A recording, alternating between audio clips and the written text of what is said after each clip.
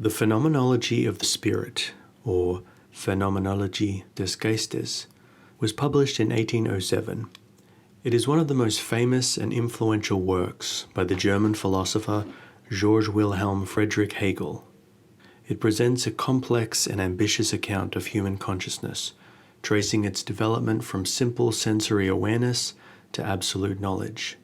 The book explores how consciousness evolves from a dialectical process, encountering contradictions and overcoming them to achieve higher levels of understanding.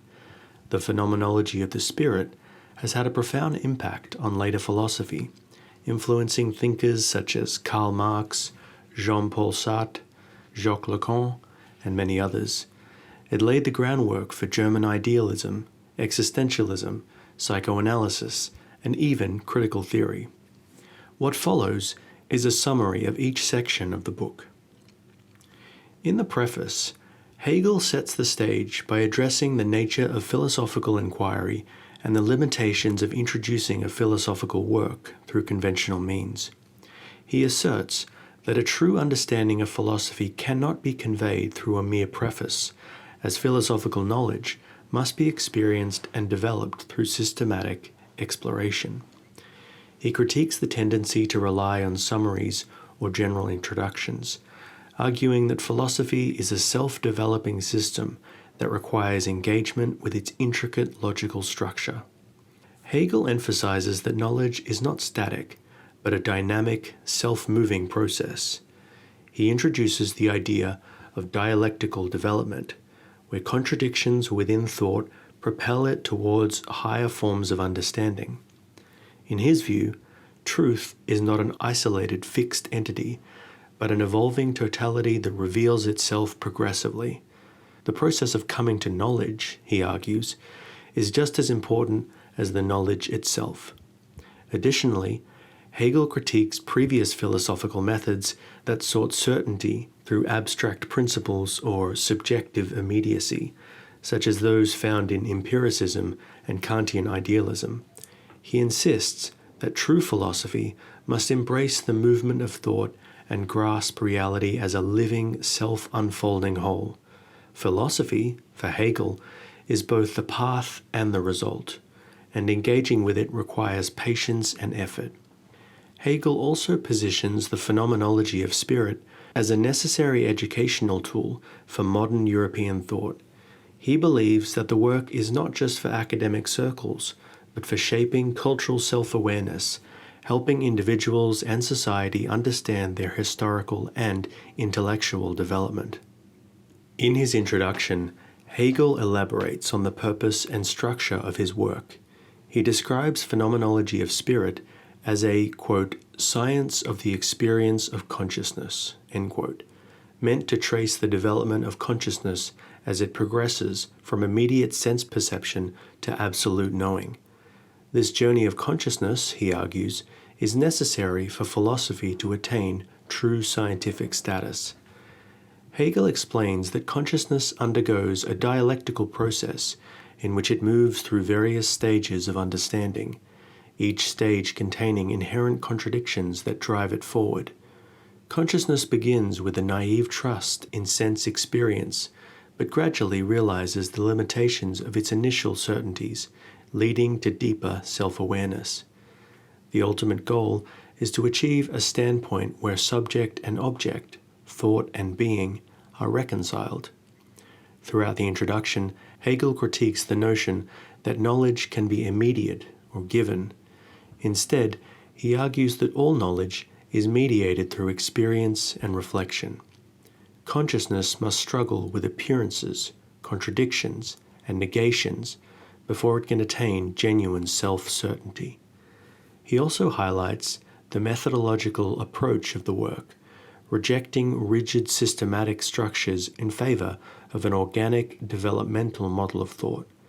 Hegel insists that philosophy must not impose external frameworks, but must emerge from within consciousness itself.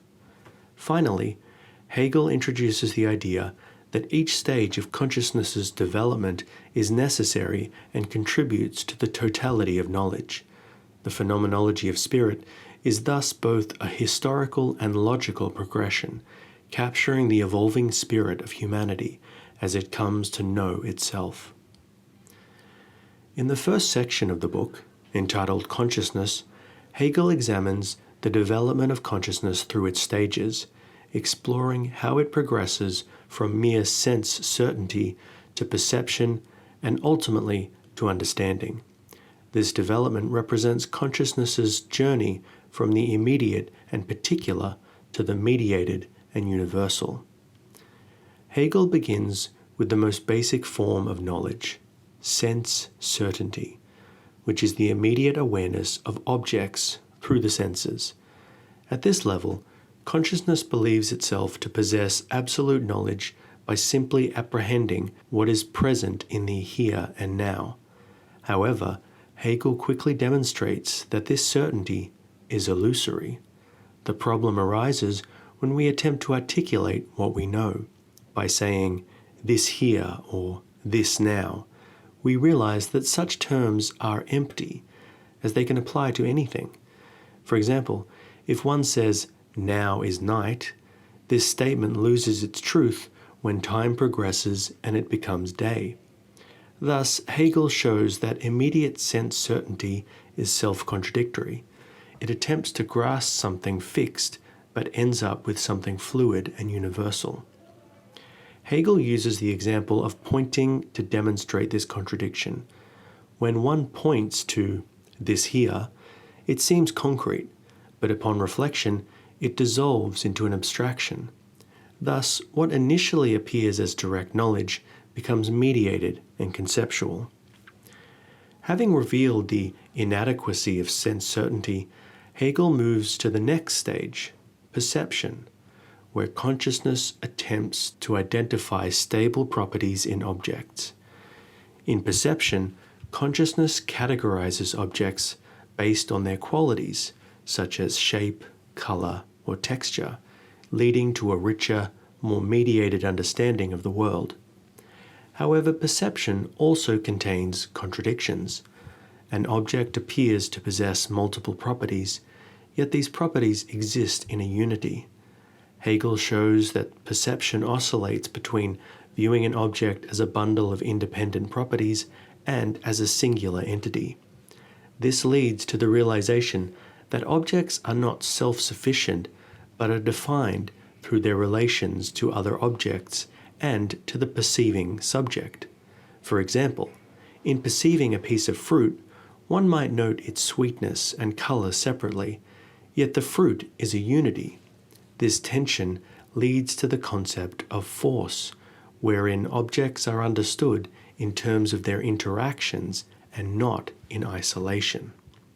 The final stage within consciousness is understanding, where consciousness seeks to go beyond the immediate perception of objects to grasp the underlying forces and laws that govern them. Here, Hegel introduces the idea of force as a way to explain why objects exhibit certain behaviors and characteristics. Understanding seeks to uncover the universal principles behind appearances, moving towards a scientific or rational view of the world. However, Hegel demonstrates that this effort is also problematic, as the very act of seeking underlying forces introduces a distinction between appearance and reality. This distinction creates a separation that cannot be fully reconciled within understanding alone. A notable example Hegel provides is the concept of gravity. We observe objects falling and infer the law of gravity as the underlying force. However, the relationship between the force and the observable phenomenon remains elusive. Gravity is inferred rather than directly perceived. Throughout these stages, Hegel illustrates how consciousness evolves from immediate certainty to conceptual mediation. Each step reveals the limitations of the previous one, ultimately leading consciousness to recognize its own role in shaping reality. The section ends with the realization that true knowledge is not merely about external objects, but requires self-reflection, thus preparing the ground for the next major section on self-consciousness. In the next section of the book, entitled Self-Consciousness, Hegel shifts the focus from consciousness's observation of external objects to its awareness of itself. This transition marks a crucial development in his dialectical method, as self-consciousness realizes that knowing involves both the knower and the known, and that genuine knowledge requires recognition of the self by another self-consciousness. Hegel begins by asserting that self-consciousness does not find certainty in external objects, but within itself. He introduces the idea that self-consciousness is fundamentally relational. It exists only through recognition by another self-consciousness. This realization leads to the famous dialectic of master and slave, where individuals seek recognition but struggle with the inherent contradictions of domination and dependence. Hegel argues that self-consciousness initially manifests as desire, seeking to affirm itself through consuming or negating external objects. However, this pursuit of self-certainty remains incomplete, as objects do not provide lasting validation. True self-consciousness emerges only in relation to another self-conscious being, leading to a conflict in which both seek to assert their autonomy while depending on the other for recognition. This dynamic unfolds in the struggle for recognition, where two self-conscious beings confront each other. The struggle arises because each demands recognition as an autonomous subject, yet neither wants to submit.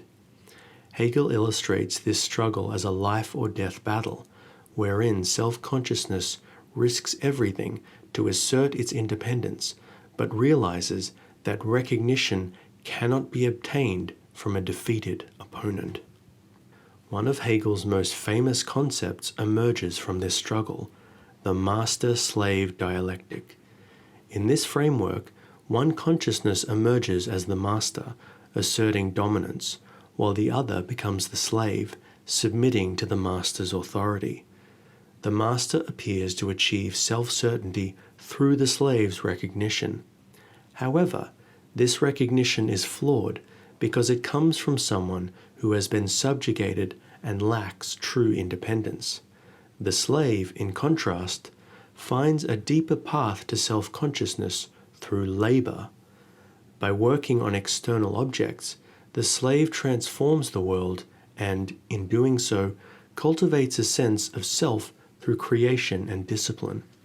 This labor becomes a process of self-realization, and over time, the slave attains a richer self-awareness than the master, who remains dependent on the slave's recognition. Following the master-slave dynamic, Hegel explores philosophical attitudes that arise from self-consciousness's search for freedom. The first attitude is Stoicism, which represents an attempt to achieve inner freedom by detaching from the external world and asserting the supremacy of thought. However, Hegel argues that this position is ultimately unsatisfactory, as it fails to fully engage with reality. The second attitude, skepticism, takes this detachment further, negating all external certainty and dissolving distinctions. Yet this leads to internal contradiction, as the skeptic's stance depends on the very reality it denies. The third attitude is the unhappy consciousness, which emerges as a synthesis of these contradictions, representing a divided self that seeks reconciliation between the finite and the infinite, often manifesting in religious longing and asceticism. Hegel describes the unhappy consciousness as being caught between its empirical self and its ideal self, leading to a constant striving for unity that it cannot achieve. This section prefigures his discussion on spiritual development, as self-consciousness eventually seeks reconciliation through higher forms of knowing. As the chapter ends, self-consciousness begins to recognize that true freedom and fulfillment come not from domination or negation, but from mutual recognition and engagement with the world. This realization paves the way for the next stage, reason, where self-consciousness seeks unity with the rational order of reality. In the next section of the book, entitled Reason, Hegel explores the development of self-consciousness as it evolves into reason, seeking to understand reality through observation, action, and ethical life. Reason is the stage where self-consciousness no longer views the external world as an alien reality, but recognizes itself within it. The section is divided into several subsections, each representing different modes through which reason attempts to grasp and actualize itself in the world. Hegel begins with observing reason, where consciousness seeks knowledge of the world by studying objects and their laws. This approach mirrors the empirical sciences, where observation and classification dominate. However, Hegel critiques this standpoint, arguing that it assumes reason can be found in external reality rather than within self-consciousness itself. For instance, Hegel examines the pseudosciences of physiognomy and phrenology, which attempt to read character and intelligence from physical features. He critiques these as inadequate methods, revealing the contradictions in assuming a direct correspondence between inner essence and outer form. Observing reason ultimately fails because it remains trapped in dualism, treating self and world as separate entities rather than recognizing their unity. As reason moves beyond passive observation, it seeks to actualize itself through action. This transition marks a shift where reason attempts to impose its will on the world, believing that reality should conform to rational principles. In this process, the self becomes a force that shapes the world according to its purposes. Hegel explores the dynamic between individual purpose and social reality, showing that true rationality cannot be achieved through mere individualism. The individual's pursuit of personal goals inevitably brings them into conflict with social structures and other individuals, leading to self-realization that reason is not isolated but communal. One of the most significant aspects of the reason section is Hegel's analysis of how rational self-consciousness seeks fulfillment in ethical life. Reason discovers that true self-realization requires participation in the ethical order, or what Hegel calls Sittlichkeit, which embodies collective rationality in institutions such as family, society, and the state. Hegel provides literary examples to illustrate different attitudes towards ethical life. For example, he discusses the figure of a knight of virtue who seeks to impose his ideals onto the world, only to realize that his quest is ultimately self-defeating.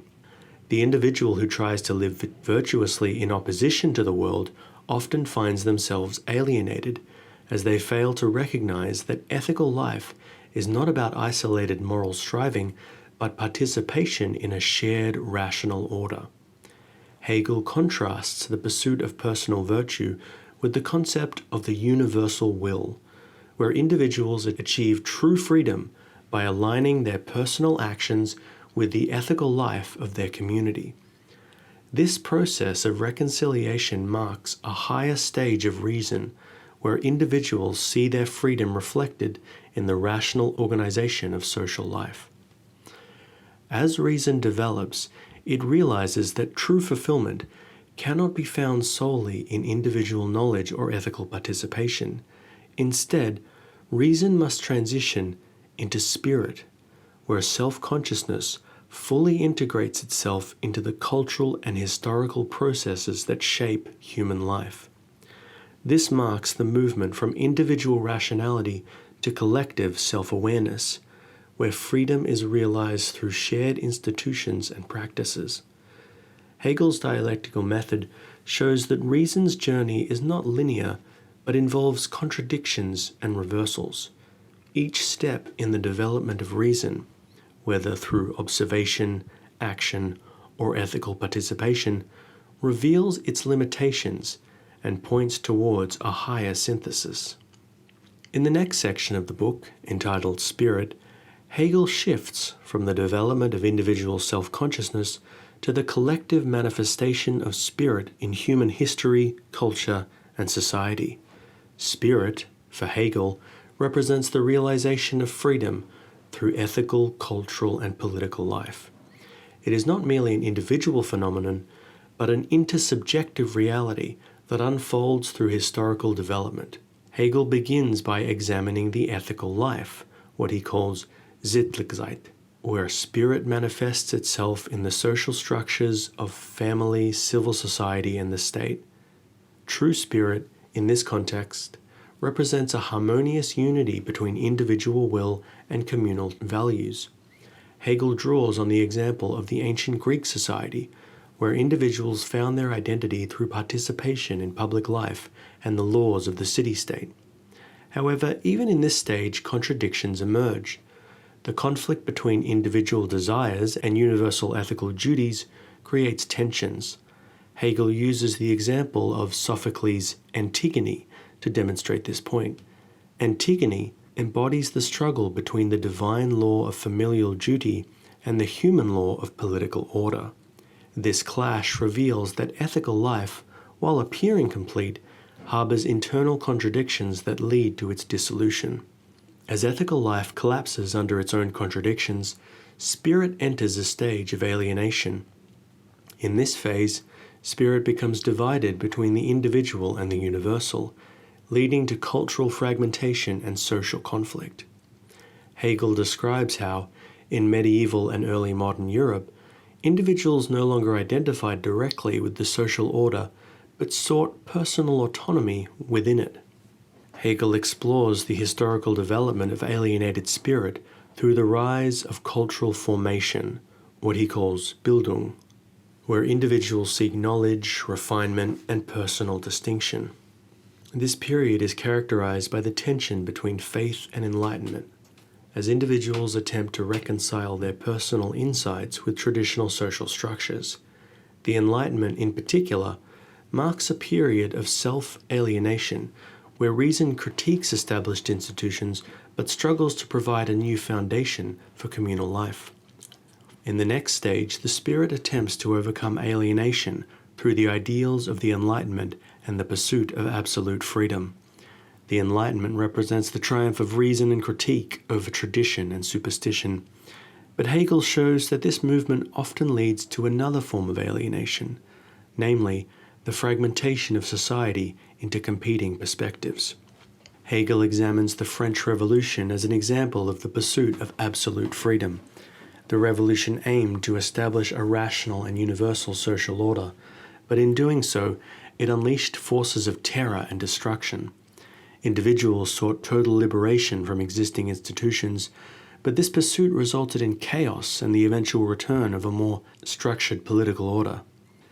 After experiencing alienation and the excesses of absolute freedom, spirit seeks a higher reconciliation in morality. Here, the individual internalizes ethical values and seeks to act in accordance with universal moral principles. However, Hegel critiques the moral worldview as insufficient because it remains too abstract and subjective. Morality, in its isolated form, lacks the concrete reality needed to fully actualize spirit in the world. Hegel uses the figure of the, quote, beautiful soul to illustrate the pitfalls of purely moral consciousness. The beautiful soul strives for purity and perfection, but ultimately remains trapped in its subjectivity, unable to engage meaningfully within the world. This stage shows that morality alone cannot provide a solution to spirit's development. It must be realized through concrete social and institutional forms. In the next section of the book, entitled Religion, Hegel explores how spirit comes to know itself through religious consciousness. He argues that religion is one of the primary ways self-consciousness attempts to grasp the infinite and make sense of its place within the absolute. However, religion's understanding of the absolute initially appears in an incomplete or symbolic form and evolves over time. Hegel presents this development through three key stages: natural religion, art religion, and revealed religion. each representing a deeper self-awareness of the spirit. Hegel begins with natural religion, where spirit's understanding of the divine is mediated through nature and external phenomena. At this stage, the absolute is perceived in immediate external forms, such as natural forces and objects. He describes the earliest religious conceptions, such as Zoroastrianism's religion of light, where light symbolizes the infinite essence of the divine. This initial grasp of the absolute is abstract and external. It lacks self-conscious recognition of spirit's unity with the divine. In subsequent natural religions, representations of the divine become more concrete, moving from elemental forces to life forms such as plants and animals. These forms reflect a growing complexity in human understanding, but still remain external to self-consciousness. Hegel illustrates this evolution through ancient Egyptian religion, which combines abstract forms with human characteristics, foreshadowing later stages of religious development. The second stage is art religion, where spirit expresses the divine through artistic representation and cultural life. Hegel identifies Greek religion as the highest expression of this stage, where gods are portrayed with human characteristics, embodying ideals of beauty and virtue. In Greek culture, religion is intertwined with public life, and the divine is represented in sculpture, poetry, and dramatic arts such as tragedy and comedy. Hegel sees Greek religion as an important advancement because it bridges the gap between the divine and human by representing gods in human form. However, it still falls short of full self-consciousness, as it relies on aesthetic representation rather than conceptual thought. As Greek culture declined, this form of religion gave way to a more introspective understanding of the divine, paving the way for the next stage. The final and most developed stage of religion, according to Hegel, is revealed religion, which he identifies primarily with Christianity. In revealed religion, the divine is fully manifest in the human form, specifically in the figure of Christ. This stage achieves the unity of divine and human in a concrete and historical sense, presenting God as both transcendent and immanent. Hegel emphasizes that Christianity goes beyond earlier forms by presenting the divine as self-conscious spirit rather than an abstract power or aesthetic ideal. The Christian community, through its practices and communal life, achieves a higher form of self-recognition in which individuals see themselves as part of a larger spiritual unity. The concept of the, quote, I that is we, and the we that is I, end quote, reflects Hegel's idea of universal self-consciousness. However, Hegel critiques the limitations of a revealed religion, arguing that it remains bound by representational thinking, or what he calls Vorstellung, rather than pure conceptual thought. In Christianity, the divine is still mediated through images, rituals, and dogma, rather than fully grasped through philosophical understanding.